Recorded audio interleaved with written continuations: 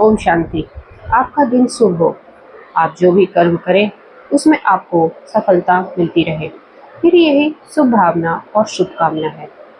आज हम इसमें चर्चा करेंगे कि कर्मों का हिसाब तो जरूर होगा। आपको हर अपने कर्म का हिसाब चुकाना पड़ेगा, चाहे वो कर्म आसक्ति से की गई हो या आसक्ति से परे हो। आसक्ति जिस पे आपका मोह हो, आपकी रुचि हो, जो प्रेम संग्रह से की गई कर्म हो, वो सारे कर्मों का फल में निश्चित है। ये श्री कृष्ण कहते हैं। चाहे आप अपने कर्म को अपने मन से करें, अपने वाणी से करें या अपने इन हाथों से करें, फल मिलना निश्चित है। और ये फल आपका जो सुख का फल है या दुख का फल है, जो मिल रहा है आपको जीवन में सुख, वो आपको अलग तरह से अलग अलग जीवन के पड़ाव में खुशियाँ आती रहती है, वो आपका सुखों का फल है। मतलब आपने अच्छे कर्म किए हैं, उसका फल सुख के रूप में मिलता है।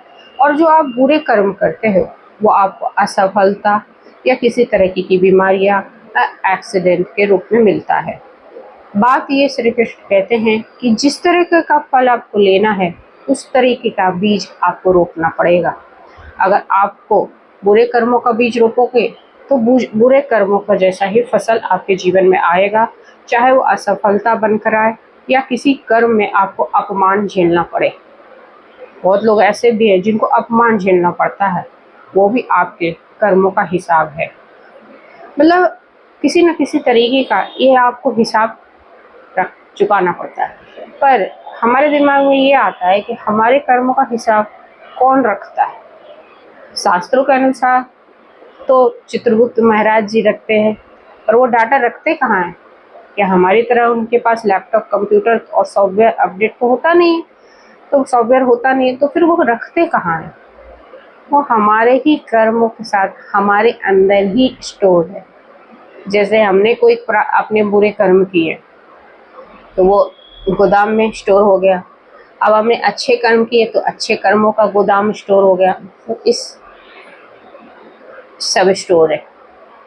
जब जीवन खत्म होता है तो स्टोर कर्मों का फ्लैशबैक, जो मरते मरते लोग बचते हैं ना, उनसे आप एक्सपीरियंस लोगे, उनसे पूछोगे तो क्या महसूस हुआ था, तो उनको ना अपना पूरा कर्म का फ्लैशबैक पूरी तरीके से सामने आ जाता है, पिक्चर की तरह। तो ये आपके तो कर्मों का एक पिक्चर बन जाता है। तो इस तरीके का फ्लैशबैक बन के आपके सामने आता है, मतलब सारा हिसाब किताब सामने आ जाता है। तो आप जैसे अच्छे कर्म करते हो तो आपको अच्छा फल मिलता है। ऐसी स्टोरी आपको सुननी चाहिए।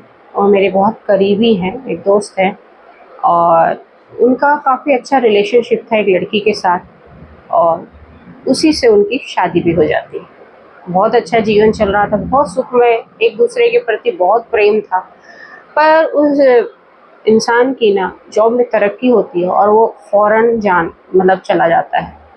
लेकिन वो फ़ौरन जाता है, लेकिन उसका मन जो है अपनी पत्नी में ही था, अपने परिवार में ही था। वो नहीं जाना चाहता था अपनी पत्नी को छोड़ के, लेकिन फिर भी वो अपनी जॉब की वजह से जाता है। उसकी पत्नी भी कहती है कि आप जाओ, हम एक दूसरे के कांटेक्ट में बने रहेंगे, जॉब भी ज़्यादा इम्पोर्टेंट है सफलता पाने के लिए।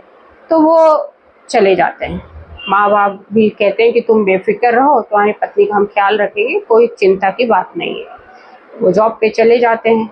वहाँ वो रोज़ अपनी वाइफ से बात करते थे, पूरे दिन का जो लेखा जोखा जो भी उनके साथ होती थी वो अपनी पत्नी को शेयर करते थे। पत्नी भी अब यहाँ जो उनके साथ होता था वो शेयर करती थी। ऐसा अच्छा सा चल रहा था।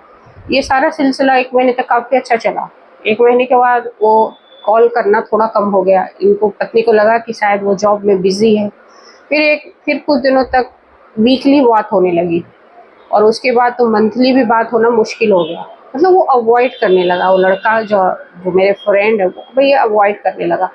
और वो मेरा कलीग भी है एक्चुअली। तो वो अवॉइड करने लगा अपनी पत्नी को। अब उसका क्या करे? अब पत्नी बहुत चिंतित हो गई कि भाई ऐसा क्या हो गया कि मुझसे बात नहीं करे। बहुत बार कोशिश करी पूछने के लिए, कोई नहीं, मैं बहुत जॉब में बिजी हूँ, मेरे बहुत मतलब क्लाइंट हैं और मैं समय नहीं निकाल पाता हूँ। पत्नी 1-2 दिन विश्वास कर ले, फिर उसका पूरे महीने का गैप हो जाए, बात ही नहीं करे वो। तो अब उसके मन में ये विचार आया कि वो करे क्या। तो पेरेंट्स भी भाई चिंतित थे कि बहू भी चिंतित है, बेटे के भी कॉल नहीं आते हैं। तो फिर उन्होंने पेरेंट्स ने क्या किया कि बहू का भी वीज़ा बनवाया और बहू को भी वहाँ भेज दिया। अब बहू जाने से पहले अपने हस्बैंड को कॉल नहीं करती है और नहीं बताती है कि वो वहाँ जाने वाली है। वो उनको सरप्राइज़ देना चाहती थी, वो चेहरे की खुशी देखना चाहती थी, इसलिए वो बताती नहीं है। तो फिर क्या होता है कि वो जब वहाँ चेहरे की खुशी देखने के लिए वो जैसे सरप्राइज़ देना चाहती है, जैसे ही उसके मतलब ऑफिस के बाहर पहुँचती है तो अपने पति को किसी के साथ आते हुए देखती है, तो उसको लगता है कि वो छुप जाती है, वो देखती कौन है। वो प्यार से गले से हाथ डालकर आपस में बातें करते हुए आ रहे थे। थोड़ा-सा दुःख भी होता है कि भई मेरे मतलब मैं उसकी वाइफ़ हूँ और वो मैरिड है, लेकिन फिर वो इस तरीके से अपने कलीग के साथ है। उसको लगता है कि शायद यहाँ पे यही ट्रेंड होगा, संस्कृति यही होगी, इसलिए वो ज़्यादा उससे सोचती नहीं है। लेकिन जैसे वो पास से गुज़रते हैं और वो उनके प्रेम भरी बातें सुन लेती है, तो उनको अवॉइड कर देती है, उससे मिलती ही नहीं है। वो कहती है कि मैं नहीं मिलूँगी। 2-4 दिन उसको चेक करती है, देखती है कि नहीं वो उसी के साथ घूमता-फिरता है, उसको कॉल भी नहीं करता है। और फिर वो 1-2 कॉल करके भी चेक करती है तो उसको वो उसका फ़ोन नहीं उठाता है, तो उसका नंबर देख के काट देता है। सारा मतलब क्लियर हो जाता है कि वो क्यों उससे बात नहीं कर रहा था। वो वहीं रहने का विचार करती है और वहीं एक छोटा-मोटा एक बुटीक में जॉब कर लेती है वो लड़की, चेक करने के लिए कि भाई उसका हस्बैंड कर क्या रहा है। अभी वो मिली नहीं है उससे और उसकी उस लड़की से वो दोस्ती करती है जिसके साथ उसकी फ्रेंडशिप चल रही है। उस लड़की से इसको पता चलता है कि वो उसका मंगेतर है, उसकी शादी होने वाली है 1 सप्ताह के अंदर और इसका बहुत दिल टूट जाता है, परेशान हो जाती है, दुखी हो जाती है, लेकिन फिर पेरेंट्स को फ़ोन नहीं करती है। उसको लगता है कि उसके पेरेंट्स भी दुखी होंगे, इस वजह से वो कॉल नहीं करती है और ये सब कुछ खुद ही सहती रहती है। तो चुपचाप अब उसके पास कोई ऑप्शन तो होता नहीं है, वो अब इंडिया वापस आ जाती है और वहाँ उसका हस्बैंड जो है वो दूसरे से शादी कर लेता है। उसको एक बार भी एहसास नहीं होता है कि उसने गलत किया है। वहाँ उसकी शादी होती है और यहाँ ये अपने पेरेंट्स को सब कुछ बता देती है। पेरेंट्स फ़ोन करके उससे पूछते हैं कि भाई तुमने क्या किया? उसने शादी कर ली, तुम्हारी वाइफ़ है, तुमसे इतना प्यार करती थी, तुम दोनों रिलेशनशिप में थे, तुमने धोखा क्यों दिया? बोली कि नहीं पिताजी मुझे अब उससे कोई प्यार नहीं है, मेरे को ना दूसरी लड़की अच्छी लग गई और वही मेरा जीवन साथी है और मैं अब उसी से शायद रहना चाहता हूँ, मैं इंडिया भी वापस नहीं आऊँगा। इस तरीके के से इसका व्यवहार भी अपने पेरेंट्स के साथ अच्छा नहीं होता है। ये उसी के पेरेंट्स के साथ रहती है और यहाँ इंडिया में रह के एक जॉब कर लेती है और ये अपना जीवन जीती है। वो अपना जीवन जीता है। वहाँ वो जिसके साथ शादी करता है वो भी इसको चीट करती है कुछ सालों के बाद और ये सब जान के उस लड़के को अपनी पहली पत्नी की याद आती है। उसको लगता है कि उसने उसके साथ अच्छे मतलब बुरा किया है। उसको कॉल करने की कोशिश करता है पर ये लड़की उसका फ़ोन नहीं उठाती है और ये सब से वो दुखी हो जाता है और उसको पैरालिसिस अटैक आ जाता है और पैरालाइज्ड हो जाता है। पैरालिसिस होने के बाद उसकी जो पत्नी थी वो वही एक नर्स रख देती है उसके लिए और वो उसका देखभाल करता है। नर्स ही देखभाल करती है और उसकी वाइफ़ किसी और के साथ घूमती है, उसकी आँखों के सामने भी रहती है किसी और के साथ। मतलब कितना बड़ा धोखा उसकी आँखों के सामने कर रही है वो सब कुछ। अब वो पड़े-पड़े बेड पे ये सोचता है कि उसने कैसा फ़सल उगाया अपने जीवन में। उसने अपनी अच्छी पत्नी जो उसको खुद ही उसने चुनाव किया था, खुद ही चॉइस से शादी हुई थी, उसने ऐसे पत्नी को धोखा दे दिया। और उस धोखे का फल क्या मिला उसको? इतना बड़ा धोखा, सामने-सामने उसके साथ गलत कर्म हो रहे हैं और वो कुछ नहीं कर पा रहा है क्योंकि वो उसी का रोपा हुआ बीज है और उसी का फसल वो काट रहा है। सिंपल सी बात है, जो जैसा करोगे वैसा भरोगे। तो ये उसने जीवन में सीख लिया था कि उसके जो कर्म हैं, सबका हिसाब-किताब इसी जन्म में हो गया है। उसने उसके साथ चीट किया, उसने उसके साथ चीट किया, वाइस वर्सा। मतलब आप जैसा कर्म करोगे उसका वो अब बोल भी नहीं सकता था। ना अपनी उस पत्नी को बोल सकता था, ना उस पत्नी को अपना मुँह दिखा सकता था। लेकिन ये पत्नी फिर भी आज अपने पैरों पे खड़ी है और अच्छे से मतलब डिज़ाइनर बनी हुई है, फैशन डिज़ाइनर। और ऐसी लाइफ़ जो इसने जीवन में देखी थी उसकी वजह से उसने विचार किया था कि वो जीवन में कभी भी शादी नहीं करेगी क्योंकि वो उससे प्रेम करती थी।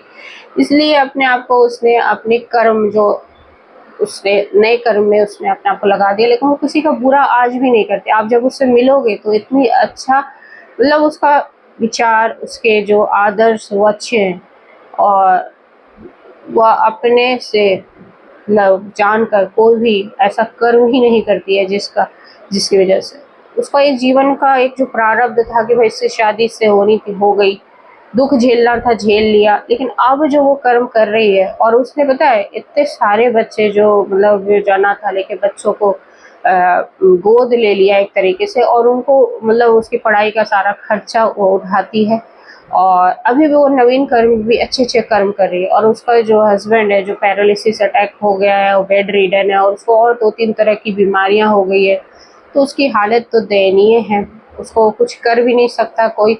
उसके जो पैसे उसके काम आ रहे हैं, उसके दवाइयों में जो उसने अर्न किया था इतना पैसा जाके वहाँ पे, वो अब उसकी दवाइयों पे खर्चा हो रहा है।